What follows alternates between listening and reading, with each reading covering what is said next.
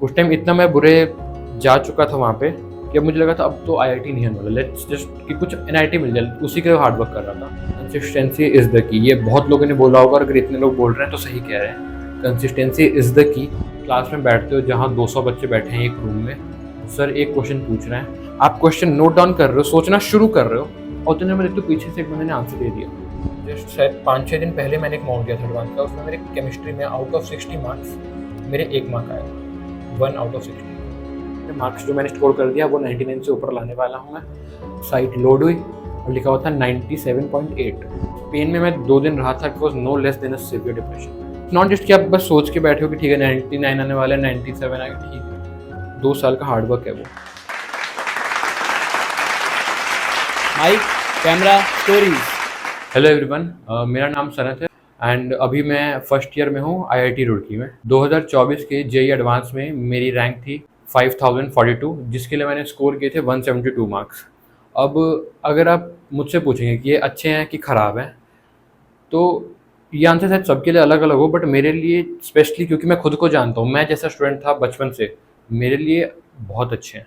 9th तक मुझे बस पता था कि आईआईटी नाम का एक कॉलेज है जहाँ मुझे जाना है। क्यों जाना है? क्योंकि मुझे इंजीनियरिंग का इंटरेस्ट था बचपन से, और पता था करना है तो अच्छी जगह से करना है। एक कॉलेज है जो बहुत स्पेशल है, लोग कहते हैं बहुत अच्छा है, आईआईटी नाम है, ये भी नहीं पता था कोई ब्रांच होती क्या होता है, बस जाना है। 9th में आया तो पता चला कि अच्छा इसके लिए एग्ज़ाम देना होता है, पढ़ना पड़ता है। 9th में जेईई के बारे में पता चला and I am very thankful कि मुझे 9th में पता चल गया, बिकॉज 10th का बेस बहुत मैटर करता है। तो 10th में मुझे ठीक है समझ गया कि 11-12 का एक सिलेबस के साथ एक एग्ज़ाम होता है जेईई नाम का, उसको क्रैक करते हैं, बहुत टफ एग्ज़ाम होता है। 1% लोगों को आईआईटी नाम का एक कॉलेज है जो मिल जाता है। धीरे धीरे और चीज़ें पता चलनी शुरू हुई कि अच्छा इतने ब्रांचेज हैं, इतनी वैल्यू होती है, इतने लोग देते हैं, का बहुत कम लोग का निकलता है। But I was pretty confident कि मैं कर लूँगा, मेरे पसंद के सब्जेक्ट्स थे, तो मुझे लग रहा था कि ठीक है टफ होगा। कितना टफ होगा, पढ़ना ही तो है, अभी भी तो पढ़ रहे हैं। आई एम वेरी थैंकफुल कि मेरा 10th में जो हमारे, क्योंकि हमारा कोविड बैच था तो हमारे हो गए थे आधे टर्म्स एमसीक्यू, जिसने मुझे आगे जेईई में बहुत हेल्प किया। 10th में एक मेरी बहुत स्पेशल स्टोरी है जहाँ से ये मोटिवेशनल जर्नी मेरी स्टार्ट हुई थी।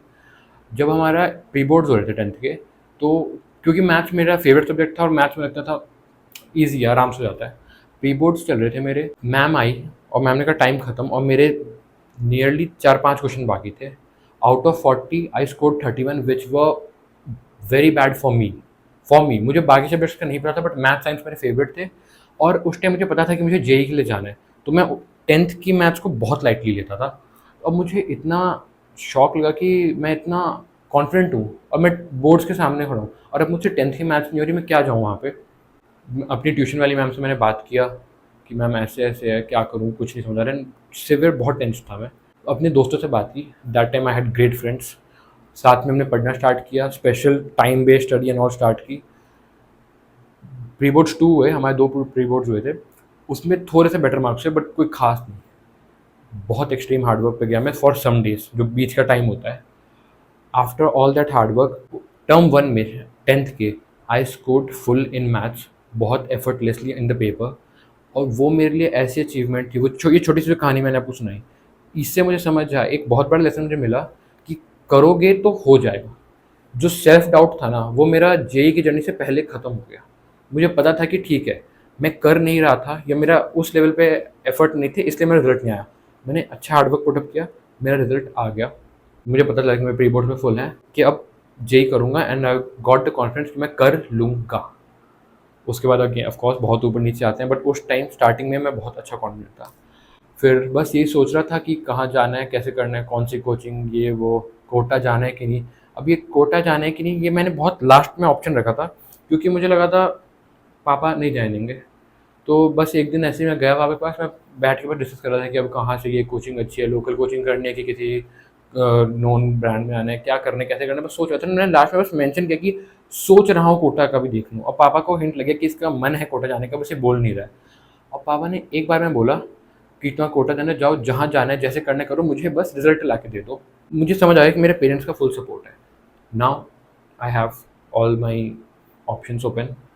तो और रिसर्च किया, मैं कहा चलते हैं कोटा, जब करना है तो फिर क्यों कोई ऑप्शन छोड़ना है, जो पता है बेस्ट लोग कहते हैं कोटा में वही है जो मुझे चाहिए, जेई के लिए स्पेसिफिक है। पापा की परमिशन मिल गई, प्लान बना लिया, चले गए। और इसी से मुझे एक चीज़ और बहुत ज़रूरी चीज़ याद आती है, स्पेशली जो अभी 10th में और जो कोटा जाने का सोच रहे हैं, उनके लिए एक बहुत ज़रूरी पॉइंट है अपने पेरेंट्स का कनेक्शन बना के रखना अच्छा। अच्छा से मेरा मतलब बस ये नहीं है कि आप थोड़े फ्रैंक हुए वो। अगर आप जेईई में किसी दिन आपके 0 मार्क्स भी आते हैं, तो आपका हेडेक ये नहीं होना चाहिए कि अब पापा को क्या बताऊँगा, मम्मी को क्या बताऊँगा, नहीं। You should be connected enough कि आप कॉल पे बोल रहे हो बाबा ख़राब चल रहा है, अच्छा चल रहा है। 100% ओपन होने चाहिए आप पेरेंट्स के साथ, स्पेशली फॉर कोटा स्टूडेंट्स। क्योंकि अगर वहाँ पे आप पेरेंट्स से डिस्कनेक्ट हुए तो बहुत बहुत दूर हो जाओगे। और ये जो चीज़ मैं बोल रहा हूँ, I have names and examples in my mind. So बहुत इंपॉर्टेंट चीज़ है कि अपने पेरेंट्स से कनेक्ट, अगर अभी नहीं भी और कोटा देने का प्लान बन रहा है, कोटा आने से पहले अपने पेरेंट्स के साथ अच्छा बॉन्ड कर लेना। नहीं हुआ तो बहुत बड़े मेजर फील्ड पे आप फेल कर रहे हो, बहुत बड़ी जंग हार रहे हो, अपना बहुत बड़ा हथियार तुम खो रहे हो। फिर चले गए कोटा और स्टार्ट होती है वो 2 साल की जर्नी। मैं 11th-12th रहा था कोटा में, और ये चीज़ मैं हमेशा कहता हूँ कि वो 2 साल का पीरियड और वो एक शहर ने मुझे अपनी ज़िंदगी के सबसे अच्छे पल और सबसे ख़राब, सबसे बुरे दिन भी दिखाए हैं। और जेईई की जर्नी की खूबसूरती यही है, एक दिन आपको लगेगा कि आप ऑल इंडिया रैंक 1 हो, और अगले दिन लगेगा कि बस ख़त्म हुई है, कुछ कोई कॉलेज ले ले। अभी भी अपना पहला दिन कोटा का याद है, ट्रेन से उतरा था, सामने देखा तो पहले ये कोचिंग की बड़े से बैनर लगा वो मिल गया। फिर वो शहर की वाइब ही वैसी है, जो वहाँ की सबसे फेमस कोचिंग है वहाँ गया, कोचिंग में जल्दी से एडमिशन हो गया, कोई बहुत इश्यूज़ में आया नहीं। उसके बाद हॉस्टल्स वगैरह देखे, हॉस्टल देखा तो वो दिन मुझे याद है कम से कम 30 हॉस्टल में गया हूँगा। मेरा पूरा दिन सिर्फ हॉस्टल देखने में गया था, बिकॉज बहुत सीरियस था कि कोई भी चीज़ मिस नहीं करनी है, कोई भी चीज़ गलत नहीं होनी है, तो एकदम बेस्ट चीज़ देखनी है। सो बहुत सारे हॉस्टल गया था और वहाँ मैं देख रहा था जो ऑलरेडी वहाँ पे थे, मेरे कुछ सीनियर जो अब उस टाइम 11th या 12th में थे, कि किस कंडीशन में वो रह रहे हैं। वहाँ से डर लगना शुरू हुआ, क्योंकि लगता था जा ठीक है, शहर है, बैठना है, पढ़ना है, किस कंडीशन में लोग रह रहे हैं, कितना मतलब बहुत बुरे हाल में बस बैठ के पढ़ रहे हैं।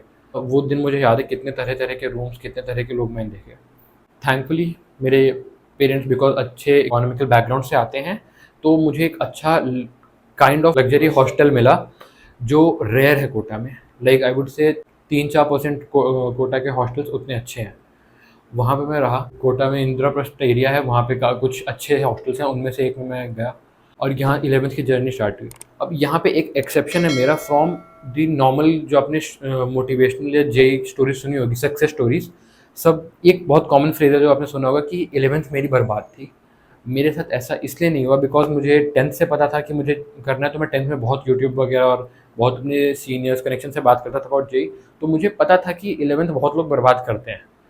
तो मैंने 11th बहुत, मेरा 11th ही संभला हुआ था कंपेयर टू 12th। 11th मेरा बहुत अच्छा गया था। आई वुड से अगर मैं अभी यहाँ पे हूँ तो उसमें 11th का बहुत ज़्यादा कॉन्ट्रीब्यूशन है। एंड 11th का शायद सिलेबस की वेटेज कम हो, बट उसका जो वैल्यू है और बेस है वो एक्सेप्शनल है। अगर वहाँ छोटी कमांड तो नहीं, कुछ बहुत मुश्किल हो जाएगा। आई एम हैप्पी कि मैंने अपना 11th संभाल लिया। 11th में मैं कंसिस्टेंट था, शुरू में कोटा था, मज़ा आ रहा था। पढ़ाई उस टाइम जस्ट 10th के पढ़ाई से अब आप अपने फेवरेट सब्जेक्ट्स, मेरा मैथ साइंस फेवरेट था, not chemistry but physics and maths I used to enjoy solving. तो मैं कंसिस्टेंट था। And again consistency is the key, ये बहुत लोगों ने बोला होगा, अगर इतने लोग बोल रहे हैं तो सही कह रहे हैं। कंसिस्टेंसी इज़ द की, कंसिस्टेंट रहो, थोड़ा पढ़ो बट रुको मत, क्योंकि रुकोगे तो ख़राब ही होगा। कोटा में हो 2 साल, आप जहाँ पे हो 2 साल या 3 साल कुछ लोगों के लिए, आपको हर टाइम एक एग्ज़ाम आपके दिमाग बैक ऑफ द माइंड रहना चाहिए। और वो ब्यूटी इस जर्नी की है कि आप 2 साल एक चीज़ के लिए काम कर रहे हो, और उसमें अगर आप कंसिस्टेंट नहीं हो तो इट्स टफ। तो कंसिस्टेंसी इज़ द की। कंसिस्टेंसी ठीक है, सब कहते हो, सब में ब्रेक कैसे होती है पता है? पहले दिन आपको एक दोस्त बस आके आप बोलेगा कि भाई मूवी ले गए, चल के देखते हैं। और याद रखना, कोई ऐसे नहीं सोचता कि चलो आज से मैं बिगड़ जाऊँगा। सब ये सोचते हैं आज एक दिन कर लेता हूँ, एक दिन से क्या ही होगा, चला जाता हूँ मूवी देखने, या ठीक है एक दिन नहीं पढ़ते हैं, एक दिन क्लास बंक कर लेते हैं। एक दिन से शुरू होता है और वही फिर धीरे धीरे आज एक दिन होगा, फिर वो एक दिन से आपका हर दिन हो जाएगा, और फिर आपको लगेगा कि कैसे हो गया, मैं तो अच्छा था पढ़ाई में, मैं तो ये नहीं कर रहा था। मुझे अभी भी याद है, मेरे बहुत दोस्त आते थे, मुझसे पूछते थे कि भाई ये करते हैं, चल मूवी देखते हैं, ऐसे करते हैं। मैं बीच बीच में डेविएट हुआ था, बट अगेन मैं सही टाइम पे, अब लिमिट क्रॉस होने से पहले मैंने खुद को संभाल लिया, ये चीज़ याद दिला दी कि नहीं करना है। और अभी मत करो, रिग्रेट मत करो, क्योंकि अगर जो हार्डवर्क अभी पुटअप कर रहे हो ना, आगे वो आपको बहुत अच्छे रिजल्ट्स देगा। Trust me on this. ये जो चीज़ आप सैक्रिफाइस करो, दिस इज़ नॉट सैक्रिफाइसिंग, आप बस डिले कर रहे हो चीज़ों को, बिकॉज अभी आपका टाइम नहीं है। क्लासेस सारी जाता था और लोग बहुत कॉम्प्लेक्स कर देते हैं। 2 साल की जो आपकी जर्नी है ना, एंड में थोड़ी कॉम्प्लेक्स होती है जब आपका सिलेबस खत्म हो जाता है। बाकी आपको और कुछ नहीं करना है, अपना होमवर्क टाइम पे कर लो। अगर आप कोटा में हो, क्योंकि मैं कोटा का फॉर्मेट जानता हूँ, शायद स्कूल वालों के लिए और टफ होता है, पर कोटा में हो तो यानी कि आप डमी कर रहे हो। बस रोज क्लास जाओ और अपना होमवर्क करो। सुनने में बहुत सिंपल है, करने में भी सिंपल है, बस टफ है। दिमाग नहीं लगाना है, दिमाग अपना पढ़ाई में लगाओ। जो स्ट्रैटेजी लोग ऐसे बोलते हैं कि आपको ये सही है वो गलत है, कुछ सही है कुछ गलत नहीं है। अपना कोचिंग का मटेरियल लगाओ अगर अच्छा है, और ट्रस्ट में सारे कोटा के कोचिंग अच्छे हैं, कोई ख़राब बुरा नहीं है, सालों से चल रहे हैं। Everyone have the best material. अपना होमवर्क करो और क्लास जाओ, और इस चीज़ में कंसिस्टेंट रहो। यू आर डूइंग ग्रेट, यही है टारगेट। और अपने एग्जाम्स दो, don't miss your test. First month में गए तो चारों तरफ टॉपर्स बैठे हुए हैं। आप एक क्लास में बैठते हो जहाँ 200 बच्चे बैठे हैं एक रूम में, सर एक क्वेश्चन पूछ रहे हैं, आप क्वेश्चन नोट डाउन कर रहे हो, सोचना शुरू कर रहे हो, और उतने में देखते हो पीछे से एक बंदे ने आंसर दे दिया। आप तो चलो कोई स्पेशल होगा, आप कर रहे हो, आपका आंसर नहीं आ रहा है, और उतने देर में आप देख रहे हो पीछे से 5-6 लोग हाथ खड़े कर रहे हैं, सर ये आंसर है वो आंसर है, एंड यू फील सो डम। स्पेशली काफ़ी लोग होते हैं। मैं अच्छे केस में था क्योंकि मेरे पास यूट्यूब और इंटरनेट का एक्सेस था, मुझे पता था कि क्या होता है, कैसे होता है। बहुत लोग होते हैं जो स्मॉल टाउन से आते हैं, विलेजेस से आते हैं, जो जिनका स्कूल छोटा सा होता है, तो वो अपने स्कूल के टॉपर होते हैं बहुत आराम से। तो वो सोचते हैं कि ठीक है यहाँ पे हर साल टॉप मार लेते हैं, तो वहाँ पे भी आईआईटी भी क्या ही है, कर लेंगे। वो कोटा में आते हैं, कोटा में कदम रखते हैं, और क्लास में देखते हैं कि 1000 बच्चों का पेपर हुआ है और उनकी रैंक आ रही है 900। फिर ऐसे लोग जो हैं वो डिप्रेशन जैसी चीज़ों में जाना शुरू हो जाए, और ये बहुत बड़ा इशू है। मुझे ये चीज़ इसलिए नहीं हुई बिकॉज मुझे पहले से पता था। और इसका मैं एक बहुत ज़रूरी बात बता रहा हूँ, क्लास में जो सबसे ज़्यादा चिल्ला रहे और बन रहे, अपने आप को दिखा रहे कि देखो मुझे सब आता है, ट्रस्ट मी ऑन दिस, उसको नहीं आता। जेन्युइनली टॉपर्स होते हैं जो पढ़ रहे होते हैं। मुझे याद है मेरा जो फ्रेंड सर्कल था, हम लोग आराम से अपने बैठते थे, हम कुछ आंसर नहीं करते थे, हम अपने सॉल्व करते थे, सॉल्व करके। और स्पेशली जो मेरे क्लास में कुछ स्पेशल टॉपर्स थे जिनके भी अंडर 100 रैंक आई है, मुझे याद है वो पीछे बैठते थे, लेजिट वो पीछे बैठते थे, दे वो बैक बेंचर्स। वो अपना सर क्वेश्चन सॉल्व करते थे और बैठ जाते थे कि हाँ आंसर आ गया। वो कोई चिल्लाते नहीं थे, बताते नहीं थे कि मेरा आंसर आ गया, किसी को बैठ के दिखा नहीं थे कि मैंने ऐसे किया वैसे किया। तो भी शुरू करना है, अभी 10th में सोच समझ के अपना स्ट्रीम लो। एक माइंड फैक्टर होता है, कुछ लोग को इंटरेस्ट है तो वो, किसी को बायो में इंटरेस्ट है तो वो बायो में अच्छा करेगा, किसी को मैथ्स में इंटरेस्ट है वो मैथ्स में अच्छा करेगा, कुछ लोग को हिस्ट्री पसंद होती है वो हिस्ट्री में अच्छा करेंगे। सोच के चूज़ करो। बट अगर आपने ऑलरेडी ले लिया है और आप रेस में कूद चुके हो, तो अपनी जेई की रेस पूरी दौड़ो। अगर मेरा एग्ज़ाम नहीं भी निकलता तो मैं ज़िंदगी भर एक अचीवमेंट अपने पास रखता कि मैंने शुरू से लेकर एंड तक कोटा में रहा, पूरी प्रिपरेशन करी और एंड में एग्ज़ाम दिया। मेरे पास 100 नाम है ऐसे जो मेरे दोस्त बने कोटा में और धीरे धीरे चले गए हार मान के। They left the game. वो हारे नहीं, उनने छोड़ दिया, हार मान ली। Just to complete the JEE journey, it's also an achievement according to me. Kota में क्या होता है ना, ये चीज़ मिडिल पार्ट जो है वो हट जाता है। जो पढ़ रहे हैं वो तो अपने कंसिस्टेंट हैं, क्लास जा रहे हैं, क्लास से रूम पे जा रहे हैं, पढ़ रहे हैं, ग्रेट। बट जो मिड में था, वो मिड में भी इसलिए था क्योंकि उसे पेरेंट्स ने संभाल रखा था घर तक। कोटा में वो है नहीं, तो वो फिर नेगेटिव साइड खिंचाता जाएगा और फिर वो वर्स्ट कैटेगरी में चला जाएगा। और कोटा में बहुत लोग ऐसे देखें जो हर बुरी चीज़ में इन्वॉल्व है और अपने पेरेंट्स को साफ झूठ बोलते हैं कि हाँ पढ़ रहा हूँ और मार्क्स आ रहे हैं। तो कोटा में इसलिए मैंने ये भी कहा था कि पेरेंट्स से कनेक्टेड होना बहुत ज़रूरी है, क्योंकि अगर कोटा में रह रहे हो और वहाँ पे आप डिस्ट्रैक्ट हुए तो आप सीधा खिंचा जाओगे नेगेटिव चीज़ों में। वहाँ पे कोई आपको रोकने के लिए नहीं है। पेरेंट्स से इसलिए कनेक्टेड रहो और अपने आप को पॉजिटिव इन्वायरमेंट में रखो। 12th में मेरी नेगेटिव चीज़ें ज़्यादा थी और मेरा डाउनफॉल था। शुरू कैसे हुआ, तो 12th की स्टार्टिंग में मेरे काफ़ी अच्छे दोस्त बन गए जिस हॉस्टल में मैं रह रहा था। वो दोस्त ऐसे ख़राब नहीं थे, वो खुद में बहुत अच्छे थे, बट हमारी दोस्ती बहुत अच्छी हो गई। और दोस्ती इतनी अच्छी हो गई कि हम रोज़ रात में मिल रहे थे, भाई चल एक मूवी देख लेते हैं फिर बैठ के पढ़ेंगे। और वो एक मूवी बैठते थे रात में 10 बजे, और कब फिर बात करते करते 2-3 मूवियाँ हो जाती थी, फिर ऑर्डर आता था जोमेटो से और सुबह 6 बज जाते थे और लगता था ये क्या हो गया। फिर आधे दिन सोए रह जाते थे, क्लासेस छूट गई, रात में वापस चलो पढ़ने बैठ रहे हैं। फिर उतने देर में आए कि भाई एक काम करते हैं, एक बस यहाँ से एक राउंड मार के आते हैं खाना खा के।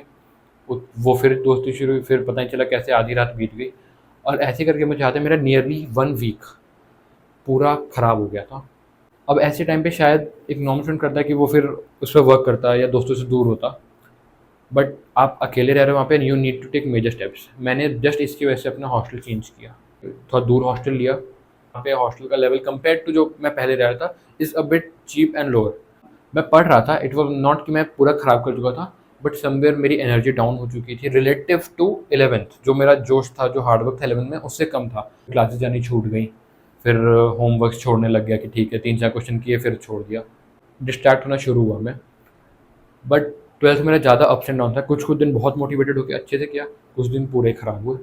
कीप रेजिस्टिंग इट, जितना इस चीज़ को रिड्यूस कर सकते हो वही कर, वही टारगेट है, वही हमारा कंपटीशन है कि ये चीज़ नहीं हो जाए, प्रोक्रेस्टिनेशन को अवॉइड करना है।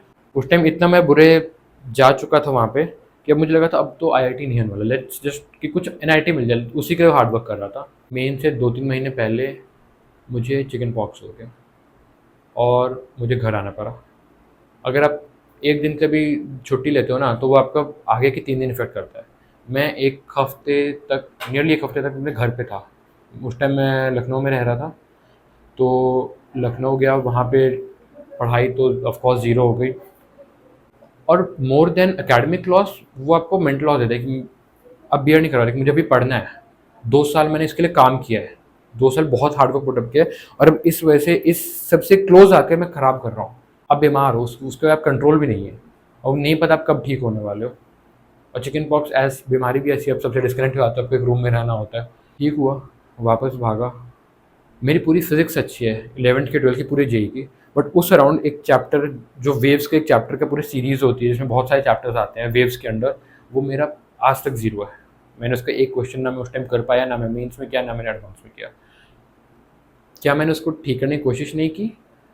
अगेन, आप एग्ज़ाम की तैयारी कर रहे हो ऐसे जिसमें आपको स्मार्ट रहना है। अगर मैं करता तो शायद मैं ज़्यादा लॉस में जाता।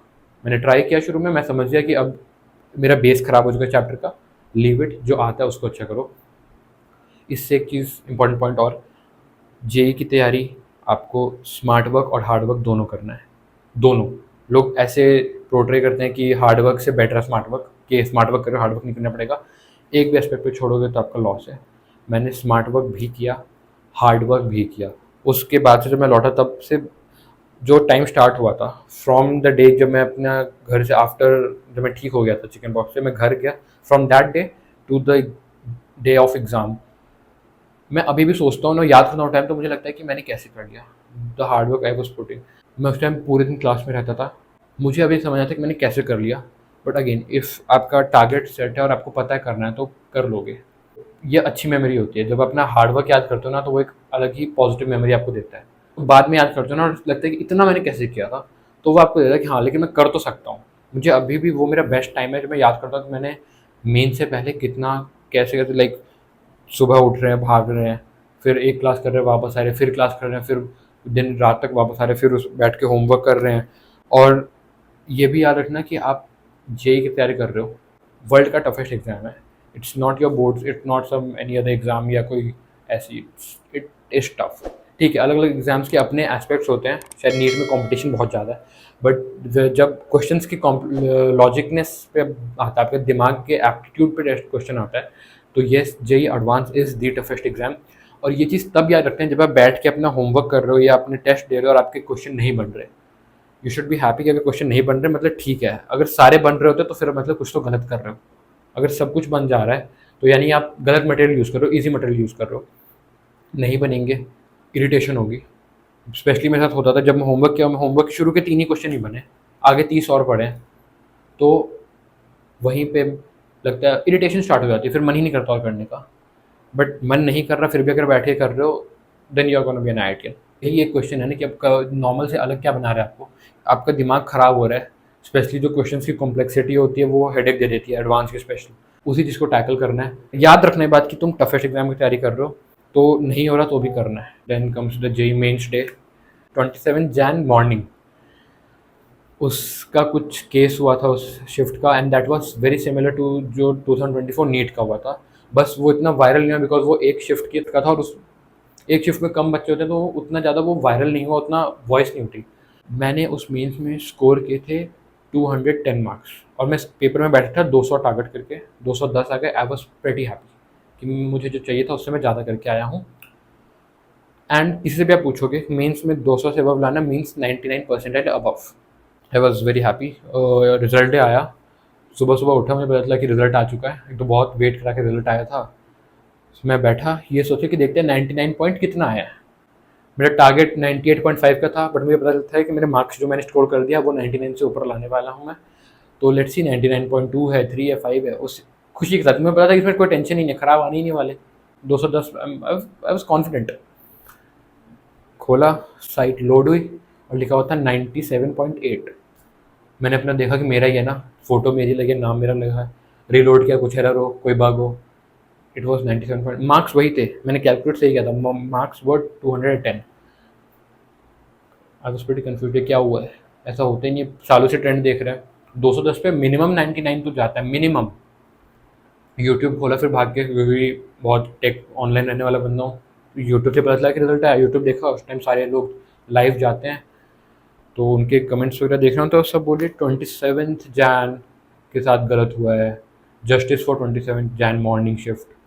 फिर थोड़ा पता था तो आई गॉट टू नो कुछ कुछ एरर हुआ था। उस टाइम मैंने बहुत एनालाइज किया था, उन एनटी की तरफ से कुछ बग हुआ था और वो सेवियर बग था उनके मैनेजमेंट में, जिसकी वजह से जो नॉर्मलाइजेशन प्रोसेस होता है उससे हमारे मार्क्स बहुत, हमारा percentile was not correct. I till date I will say कि हमारी परसेंटाइल गलत थी। उस शिफ्ट के बच्चों के जितने परसेंटाइल थे वो गलत आई थी। I am saying it clear cut. I would say जो 2 दिन इसके उस रिजल्ट डे के बाद जो 2 दिन मेरे गए थे, मुझे डिप्रेशन वर्ड यूज़ करना पसंद नहीं है क्योंकि मुझे नहीं पता दुनिया में लोग कितना पेन में जी रहे हैं, मुझसे भी 10x पेन में रहे हैं। तो मैं ये नहीं कहता कि मैं डिप्रेशन में था, बट जिस पेन में मैं 2 दिन रहा था it was no less than a severe depression. Like शायद लाइफ टाइम के the most memorable pain I had वो उस 2 दिन थे। अब मतलब मैं 2 दिन ऐसे बैठे बैठे ब्लैंक में बैठा था कि अब क्या करूँ। नॉट जस्ट कि आप बस सोच के बैठे हो कि ठीक है 99 आने वाला है, 97 आए, ठीक है। 2 साल का हार्डवर्क है वो। आप हार्डवर्क करते हो कि ये सोचिए कि एडवांस एडवांस से पहले मेंस आएगा और मेंस में 99 पॉइंट इतने आएंगे, उसके सेलिब्रेशंस होंगे, आप बहुत कुछ विजुलाइज करते हो, बहुत सारे प्लान्स होते हैं, बहुत आप हैप्पी होते हो। और फिर ये जब देखते हो एंड आप यू कंफ्यूज कि अब तो ये तो मेरी भी गलती नहीं है ना, ये तो मेरे हाथ में था, मैंने अपनी तरफ से सब किया और अब ये हो रहा है बहुत। और वो उस टाइम मैंने फील किया था कि कोटा के स्टूडेंट्स गलत स्टेप्स उठाते हैं, उनको कैसा पेन होता होगा, वो उस टाइम मैंने फील किया था। बहुत ज़रूरी बात मुझे याद आती है, एक सुसाइड होता है कोटा में जो फेम वायरल होता है और लोग उस एक बच्चे के लिए इतना सिंपथाइज करते हैं। आप ये समझो, जस्ट टू एस्टिमेट कि कोटा का माहौल क्या है। ऐसा तो नहीं कि हर बच्चा जो डिप्रेस हो रहा है वो सुसाइड कर रहा है। जब 100 स्टूडेंट्स सिवियर डिप्रेशन हो जाते हैं, सिवियर डिप्रेशन, तब उनमें से एक कोई ऐसा स्टेप उठाता है। तो for every case you are hearing there are many students जो बहुत ज़्यादा डिप्रेशन में है वहाँ पे। उनके डिप्रेशन का रीज़न ही यही है कि वो या तो वो पेरेंट्स से कनेक्टेड नहीं है या वो अपना हार्डवर्क पुट इन कर रहे हैं बट वो नहीं हो रहा। कोटा का माहौल ही ऐसा है। स्टिल उनसे भी मैं बेटर कंडीशन में था क्योंकि मुझे पता था मेरा एक एडवांस एग्जाम है जिससे मैं थोड़े से होप्स मेरे अभी भी हैं। नहीं तो बहुत स्टूडेंट्स होते हैं जो पूरा होप लूज़ कर देते हैं आफ्टर द रिजल्ट और ड्यूरिंग द प्रिपरेशन। अगर मेरा कोई वैसा दोस्त जो भी कोटा में और ऐसे टाइम पे है तो मैं बस ये कहूँगा कि यू आर नॉट अलोन और सब ऐसे ये फेस करते हैं। जब मैंने किया एंड आप मेरी कहानी सुन रहे हो तो it means I am somewhere at a good place. मैंने भी वो फेस किया था। द ओनली थिंग इज़ कि तुम्हारे हाथ में जो है उसको अपना बेस्ट रखो, एंड अच्छा ही होगा। शायद वो मेरा मीन्स ख़राब हुआ था क्योंकि मेरा एडवांस मेरे एक्सपेक्टेशन से बेटर जाने वाला था, जो मुझे उस टाइम नहीं पता था। जब मेरा एडवांस का रिजल्ट आया तो उसकी खुशी मुझे मेंस का दुख याद आ रहा था। मैंने अपना मेंस 2 दिया बट मैंने उसके लिए पढ़ा नहीं था, मैं सीधा उसके बाद एडवांस पे गया कि मेरा क्लियर तो हो गया, लेट्स फोकस ऑन एडवांस क्योंकि अब एनटीए का भरोसा नहीं है, लेट्स लीव इट। एंड वो एक स्मार्ट स्टेप था। मीन्स 2 में मेरे 98 अबव परसेंटाइल आ गई थी, बट मैंने उसमें बहुत आराम से देख लिया था कि मुझे इसकी चाहिए नहीं। उसमें मैंने कुछ 192 स्कोर किया था which was also good, but हाँ तो 98.5 के अराउंड मेरे परसेंटाइल थी। मुझे याद भी नहीं है, इतना मैंने सिलेक्ट लिया था, मुझे याद भी नहीं अपनी करेक्ट परसेंटाइल। और मेरा पूरा फोकस था एडवांस पे। मैंने बहुत हार्डवर्क पुट इन किया, स्मार्ट वर्क हार्डवर्क सब साथ में पुट इन किया और मैं अपने एडवांस में नहीं गया। टाइम मेरा एक सबसे ज़्यादा मैं एक दोस्त कहता था मेरा, जो बच्चा मोटिवेटेड होगा, पढ़ेगा और उसे प्यार होगा वही निकाल पाए। आप किसी भी स्टेज पे हो भी, आपको मज़ा नहीं आ रहा या आपको नहीं पता कि क्या करना है, जेई में जाना है, नीट में जाना है, पढ़ना है कि छोड़ना है, कुछ और करना है, it's never too late and it's never too hard coded. जिस स्टेज पे भी हो बस do your work, and result will positive. ख़राब चीज़ें तभी होती है जब आपने ख़राब किया, स्पेशली फॉर एडवांस। एडवांस का पेपर फॉर्मेट और मार्किंग सिस्टम ऐसा है कि वो बहुत, not for main but especially for advance में बहुत ऊपर नीचे होता है। तो उससे कभी बहुत ओवर मोटिवेट मत होना किसी एडवांस से मॉक्स से, और कभी डीमोटिवेट मत होना। एंड इसका सबसे सिंपल एग्जांपल ये है कि जस्ट शायद 5-6 दिन पहले मैंने एक मॉक दिया था एडवांस का, उसमें मेरे केमिस्ट्री में आउट ऑफ 60 मार्क्स मेरे 1 मार्क आया, 1 आउट ऑफ 60। और ऐसे टाइम पे एक नॉर्मल इंसान क्या करता है, पूरा हार जाता है। बट उस टाइम तक मैं ये चीज़ सीख चुका था कि इन मार्क्स का एज अ नंबर कोई वैल्यू नहीं है। मुझे ये देखने की गलती कहाँ हुई, मैंने बहुत अच्छे सारे क्वेश्चन किए थे बट सारे गलत हो गए थे, तो मैंने उस पर वर्क किया। जस्ट 2 दिन बाद मेरी चीज़ें इंप्रूव हो गई थी। अगर आपको ये नहीं पता तो मैं आपको बता रहा हूँ, मुझे उस टाइम तक पता चल गया चुका था, तो मैं डीमोटिवेट नहीं हुआ। आपको भी नहीं होना है, क्योंकि उसका उस एग्ज़ाम का पैटर्न ही ऐसा है। उतनी नेगेटिव मार्किंग ऐसी है उसमें कि अगर आप छोटी छोटी गलतियां भी करोगे तो हो सकता है आप एक्सपेक्ट करो कि मैं इतने क्वेश्चन करके आया हूँ, मेरे 30 आने वाले हैं और 30 जगह 3 आ रहे हैं, इट्स ऑल फाइन, आगे बढ़ो। और ऐसे करते करते एग्जाम डे आ गया। मेरे मेंस का जो सेंटर लगा थे वो दोनों कोटा में लगे थे, और मुझे क्योंकि कोटा में हैबिट थी एग्जाम देने की, तो मुझे बहुत दिक्कत नहीं हुई। आराम से सुबह उठे, अपने सेंटर पे गए, थोड़ा दूर सेंटर था बट कोई दिक्कत नहीं हुई, आराम से गए, अपना पेपर दिया, आगे। सेंटर्स भी कोटा के अच्छे होते हैं। एडवांस का मेरा सेंटर लग गया लखनऊ में, मैंने अपना सेकंड प्रायोरिटी में लखनऊ में था, लखनऊ का लग गया। तो ठीक है, not a big issue. Ticket कर ले 2 दिन पहले कि चला गया अपने लखनऊ। मेरा क्या हुआ कि एग्ज़ाम का जो सेंटर था, एसी तो बहुत दूर की चीज़, मुझे एसी की आदत थी क्योंकि कोटा के सेंटर्स पे होता है, यहाँ पे एसी तो बहुत दूर की चीज़। गर्मी बहुत गंदी। एडवांस हमारा मई में था, 26 में, बहुत बुरी कंडीशन थी। मैं इतना बैडली स्वेट कर रहा था, बट अब वो कोई ऑप्शन नहीं बचा था। ये गर्मी वाला फैक्टर नहीं होता तो जो मेरे 172 मार्क्स है वो शायद 180 190 हो सकते थे, होते इनफैक्ट, ऑब्वियसली अगर बेटर कंडीशंस होते। आई एम स्टिल थैंकफुल कि मेरे 172 आए, बट अगेन वो एक फैक्टर था जिसने ख़राब किया मेरा, और वो बहुत सिवियर वहाँ पे था।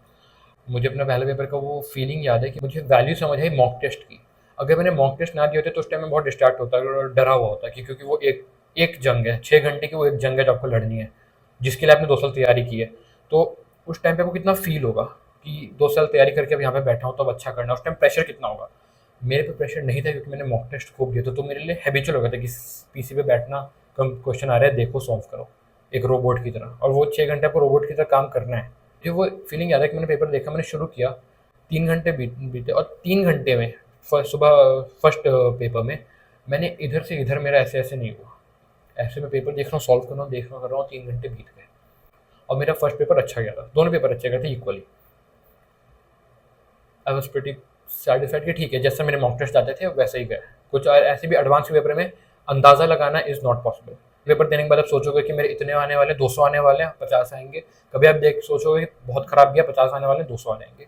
तो एडवांस पेपर में ऐसे भी अप्रॉक्सीमेट नहीं लगा सकते। मैं अपना पेपर दिया, शांति से आके बाहर अपनी कार में बैठा, पेरेंट्स वेट कर रहे थे, बगल में एक होटल लिया हुआ था क्योंकि मेरा सेंटर घर लखनऊ में था बट काफ़ी दूर था, तो हमने बगल में एक होटल लिया हुआ था।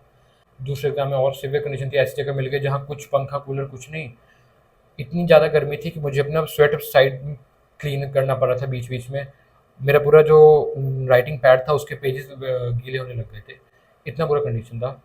बट अब उस टाइम आपको उस एग्ज़ाम में उस टाइम आपका कंप्लेन करने के लिए, प्रॉब्लम रिजॉल्व करने के लिए ना टाइम होता है ना आपका माइंड होता है। आपका पूरा फोकस होता है कि अभी पेपर सामने आने वाला है, इसको करना है। 3 घंटे कैसे भी तो मेरे को इसलिए याद नहीं है क्योंकि मैं इतना इन्वॉल्व था पेपर में, और यही आपका टारगेट है, यही आपको करना है। इतना प्रैक्टिस कर लो मॉक टेस्ट दे दे के, इतने मॉक टेस्ट दे दो कि वो 3 घंटे कैसे बीतते हैं, उस 3 घंटे के आप रोबोट बन जाते हो। और अगर आप ये चीज़ अचीव कर ले रहे हो तो आपका पेपर अच्छा ही जाएगा। पेपर दे के बाहर आके मुझे बहुत कन्फ्यूज था। एक मोमेंट पे होता था कि यार एक अच्छा क्वेश्चन याद आता था कि अरे वो तो अच्छा कर दिया, और मुझे लगता था कि yes I am going to IIT। फिर लगता था अरे इतना अच्छा ईजी क्वेश्चन खराब कर दिया, अब तो नहीं होने वाला। उसका मैं ये बोलूँगा, इससे कुछ फ़र्क अब पड़ता नहीं है, आप पेपर दे चुके हो, बट इससे भी सोचने में अब टाइम वेस्ट है। और वहाँ से स्किपिंग टू रिजल्ट डे, 9 जून को रिजल्ट आया। मैंने ये चीज़ सीख ली थी कि कुछ भी हो, लर्न करना है और आगे बढ़ना है। रिजल्ट देखा, एक्सपेक्टेड था 6-7 हज़ार रैंक, क्योंकि उस टाइम जो ट्रेंड देख रहा था। रैंक देखी, and that is the best day of my life till now, no doubt in that, no doubt in that. मेरा बेस्ट डे था अब तक का। 1 मिनट में मुझे अपने कोटा के 2 साल याद आ गए, उससे पहले के, क्योंकि कैसे मैंने 2 साल बैठ के डिस्कस करता कौन सी कोचिंग जाना है, ये पढ़ेंगे, ये एक एक मोमेंट, क्लास रोज जाना, कोटा की गंदी गर्मी में, कोचिंग के यूनिफॉर्म अजीब से होते हैं, स्पेशली मेरे कोचिंग के बहुत अजीब थे, तो गंदी गर्मी में बैग्स लेके रोज़ भागना, क्लासेस करना, सारे बुरे टाइम सब कुछ एक बार में, सारे दोस्त जिनके साथ बैठ के पढ़ता था, ग्रुप स्टडीज़, अकेले बैठे, सब कुछ एवरी मोमेंट एक बार में सामने से गया और बहुत पॉजिटिव वे में गया। जो आप हार्डवर्क पुटअप कर रहे हो एज अ जेई एस्पिरेंट, बहुत बार क्वेश्चन आता है कि is it all worth it. मान लो निकल भी गया, बहुत अच्छी रैंक भी आ गई, जितना ज़्यादा हार्डवर्क है, स्पेशली बाहर के लोग जिन्होंने नहीं जो फील किया वो नहीं, वो सब जानते हैं कि ठीक है टफ एग्जाम है, कितना टफ है, बट जिसने फील किया उसे पता है कि बहुत एक्सट्रीम्स आपका मेंटली, आपके फिजिकल बॉडी अपनी एक्सट्रीम्स को टच कर जाती है, स्पेशली अगर आप बहुत सीरियस जेई एस्पिरेंट हो। अचीव करते हैं ना जिनका, नहीं मैं कहूँगा, मैं ऐसा स्टूडेंट था 9th तक, जिससे कोई कह भी देखिए IIT निकाल ले, मेरे 9th तक कभी 90 से ऊपर कभी परसेंट आए नहीं थे, सीधा बोर्ड्स में थोड़ा सा 90 से ऊपर गया मैं, बट कौन ही सोचता कि वो निकाल लूँगा, IIT जाऊँगा। जब वो रिजल्ट आया, वो आधा घंटा ही कह लो, रिजल्ट देखने के बाद का आधा घंटे की जो खुशी होती है, that is enough to justify your hard work of 2 years, वो एक्सट्रीम लेवल ऑफ हैप्पीनेस। तो उस अभी तो आपको तो, और ये खुशी आज तक मैं फील करता हूँ। अभी इट्स बीन सम मंथ्स कि मैं अपने कॉलेज में आ चुका हूँ और मुझे वो हैप्पीनेस इज़ जस्ट, उसका कोई एक्सप्लेनेशन नहीं है। The best thing I gained out of my JEE advance result was the confidence. मेरा सारा सेल्फ डाउट हट गया। अब मेरे सामने कोई भी चैलेंज आता है, ठीक है मैं चैलेंज एक्सेप्ट करता हूँ, हारता भी हूँ, जीतता हूँ, बट अब मुझे कभी नहीं लगता कि मैं नहीं कर सकता, I am not meant for it. I know कि मैंने इतना बड़ा चीज़ अचीव कर लिया है और वो मेरे लिए बड़ी है क्योंकि मैंने खुद को बहुत ज़्यादा ग्रो किया इस 2 साल में, अपने एक्सट्रीम्स को टच कर दिया। तो जब मैंने ये कर लिया तो वो मेरा सारा सेल्फ डाउट एक बार में रिमूव कर देता है, और वो आपके साथ भी होगा जब आपका रिजल्ट अच्छा आएगा। ये सारे जेई एस्पिरेंट्स ही ज़्यादातर ये वीडियो देख रहे होंगे, ज़्यादातर वो मेरे सारे छोटे भाई बहन जैसे। मेरे अभी भी कुछ दोस्त हैं जो कोटा में हैं, जो अभी 11th में है, जो 12th में है। जब मैं 12th में था तो वो 11th में, 1 साल छोटे हैं। अभी कोटा में उनका जेई आने वाला है, रेगुलरली उनसे बात करता रहता हूँ और वो भी यही बोलते हैं कि भैया आपको देखते थे कि आप यहाँ, और अब आपके टाइम पे हमें हमारा जेई सामने। उनको भी यही सारी बातें बताता हूँ कि कैसे करना है, और यही है कि बस करते आना है। ऑफ कोर्स सबसे इम्पॉर्टेंट एलिमेंट आप खुद हो, आप नहीं करोगे तो नहीं होगा, आप करोगे तो कितने ही ऑब्स्टिकल्स को कर लोगे, बट इसके साथ सपोर्ट बहुत इंपॉर्टेंट है। सबसे पहले बहुत ऑब्वियस पेरेंट्स से कनेक्टेड होना, जो ट्रू है वो पता होना ज़रूरी है। तो and I am very thankful to my parents, very much. Like उनने जो सपोर्ट किया उसके बिना of course I would think मैं अकेला कैपेबल था ये करने के लिए। पेरेंट्स के अलावा टीचर्स, कोटा में आई हैड दोज टीचर्स जो मुझे लाइफ टाइम याद रहेंगे, the best personality. Till date मैं थैंकफुल हूँ। मेरा जैसे रिजल्ट आया था मैंने सबको कॉल किया था। तो of course parents and teachers are important, they are very important. And उनके साथ friends, especially for Kota students, क्योंकि कोटा में आप टीचर्स के साथ कनेक्टेड नहीं रहोगे, लाइक आप बैठ के बात नहीं करोगे, पेरेंट्स से नहीं करोगे। फ्रेंड्स बहुत ज़रूरी है। मेरे बहुत अच्छे दोस्त, थैंकफुली मैंने अच्छे दोस्त बनाए और उनके साथ एक अच्छा माहौल बनाया, और उनका बहुत सपोर्ट है, एक्सप्लेन नहीं किया जाता कितना सपोर्ट है। Very thankful to all of them. Result आया और इसके बाद चलते हैं कॉलेज। जोसा का वो टाइम था, जोसा में बहुत दिमाग ख़राब किया, and at the and I got IIT Roorkee, which was my dream college. सबका IIT बॉम्बे होता है, फिर सबका अपना अपना होता है। मुझे हमेशा से IIT बॉम्बे और रुड़की दोनों पसंद थे। I chose Roorkee. रुड़की आया, एवरी डे आई स्पेंड है, आई रिकॉल वो जेई के दिन, और उसका पॉजिटिव फीलिंग होती है। कॉलेज का फर्स्ट डे घुसे, you are looking around, first of all इतने पॉजिटिव लोग हैं चारों तरफ। जो मेन बिल्डिंग आप उसके सामने जाते हो, आप सोचते हो कि 2 साल, क्योंकि स्पेशली बिकॉज मुझे ऑनलाइन की आदत थी, तो वो रील्स में हम देखते थे with those musics and heavy stuff की, that is your dream college, और अब वो ड्रीम को आप जी रहे हो। तो उस चीज़ को कितना टफ है एक्सप्लेन करना, that positivity around you, specially जब आपने उसे अचीव किया through all the hard work. यहाँ पे हर एक इंसान से आप बात करोगे तो आपको लगेगा कि ये आपकी तरह एक चीज़ अचीव करके आया है। Energy you are having, every communication, every connection you have, बहुत ज़्यादा आपको इम्प्रूव करता है। अब ये अपने जेई में खुद को रेक्टिफाई किया, अब आपको इम्प्रोवाइज करना है, वो कॉलेज आपको देता है। यहाँ पे आके मुझे 10th तक डांस का शौक़ था, म्यूज़िक का शौक़ था, रैप का, कोडिंग का मुझे बहुत शौक़ था 9th तक। 10th में थोड़ा सा कम हुआ क्योंकि पढ़ाई में लग गया था, बट मेरे जेई में मैं हमेशा वेट करता था कि ये टाइम ख़त्म हो तो मैं अपनी कोडिंग, डांस, और मुझे स्पोर्ट्स में मैंने कभी ट्राई नहीं किया था, बट मुझे करना था। यहाँ पे आके कुछ महीने हुए हैं और मैंने इतना कुछ किया है, इतना कुछ किया है कि बहुत वो लगता है कि हाँ, और I am now free. JEE में आपको हमेशा लगेगा कि आप टाइम नहीं है, यहाँ पे आप फ्री हो टू एक्सप्लोर। एंड उसमें पॉजिटिव चीज़ ये है, आप नॉर्मल लाइफ में फ्री रह सकते हो, कुछ कर सकते हो, बट लोग आएंगे और आपको जज करेंगे, कहेंगे क्यों टाइम वेस्ट कर रहे हो, ये क्या कर रहे हो, वो क्या कर रहे हो। यहाँ पे यू हैव अ सर्टिफिकेट कि आपने कुछ अचीव कर लिया। मेरे लिए 10th तक कोई खास अचीवमेंट नहीं थी। मतलब अगर कुछ लोग बैठ के बात करें तो अपना इनपुट ज़्यादा नहीं देता था, क्योंकि आई डोंट हैव समथिंग जो मुझे अंदर से कॉन्फिडेंस दे। After coming to this college, I know कि मैं उस कॉलेज में हूँ जो बहुत लोगों का ड्रीम है, और जो बहुत लोग जिस ड्रीम को नहीं पा पाए, उस चीज़ को अचीव किया मैंने अपने हार्डवर्क से। तो उससे जो मोटिवेशन अभी यहाँ पे अंदर रहता है, that is exceptional, that is simply exceptional. जो मैंने अपनी पूरी स्टोरी आपको सुनाई, एंड में माई कैमरा स्टोरीज़ के इस प्लेटफॉर्म से मैं एक ही चीज़ कंक्लूड करना चाहता हूँ कि एक्सटर्नल फैक्टर्स बहुत हैं, पूरी दुनिया बैठी है, उनसे खुद को परेशान मत हो। उन चीज़ों पे अपने टाइम में जो तुम्हारे हाथ में नहीं है उस पर अपना सर दर्द मत लो। तुम्हारे हाथ में क्या है? कलम है, बैठो और घिसो।